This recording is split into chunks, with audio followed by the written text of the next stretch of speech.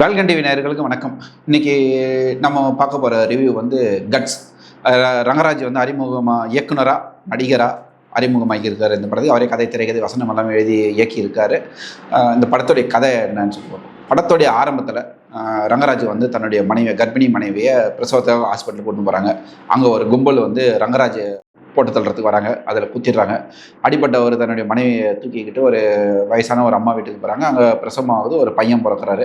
ரங்கராஜ் இறக்குறாரு.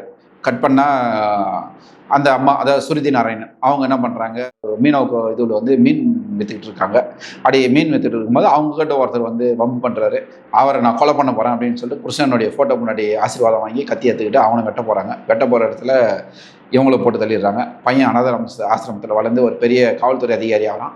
அவர் காவல்துறை அதிகாரி ஆகிற இடத்துல ஒரு கொலை நடக்குது. அந்த கொலை யாருன்னு பார்த்தா ஒரு திருநங்கை, ஒரு அரசு அதிகாரி, விஓஓ. அவங்கள ஏன் கொலை பண்ணாங்கன்னு சொல்லி இந்த கேஸை விசாரிக்க போகிறாரு. இப்படி விசாரிச்சுட்டு போகும்போது இவருக்கு வந்து ஒரு அழகான ஒரு குடும்பம் இருக்குது.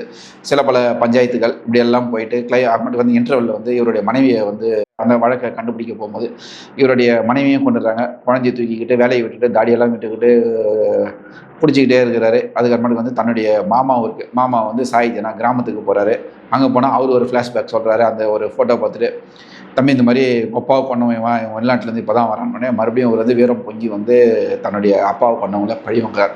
இந்த மாதிரியான ஒரு கதையை தான் வந்து ரங்கராஜ் வந்து அறிமுகமாகி எழுதி இயக்கியிருக்கிறாரு. இந்த படத்தில் வந்து சிறந்த நடிப்பு அப்படின்னு சொல்லன்னு பார்த்தா சுருதி நாராயணன் ஒரு கேரக்டர் ஏற்ற மாதிரி நடிச்சிருக்காங்க. அதுவும் இல்லாமல் இந்த படத்தில் சுருதி நாராயணன் ஏகப்பட்ட கான்ட்ரவர்சியான விஷயங்கள் வந்தது. அந்த வீடியோ மெட்டரெல்லாம் நீங்களே பார்த்துருப்பீங்க, வீடியோ மெட்டரெல்லாம் கேட்டிருப்பீங்க இந்த ரங்கராஜை பற்றி.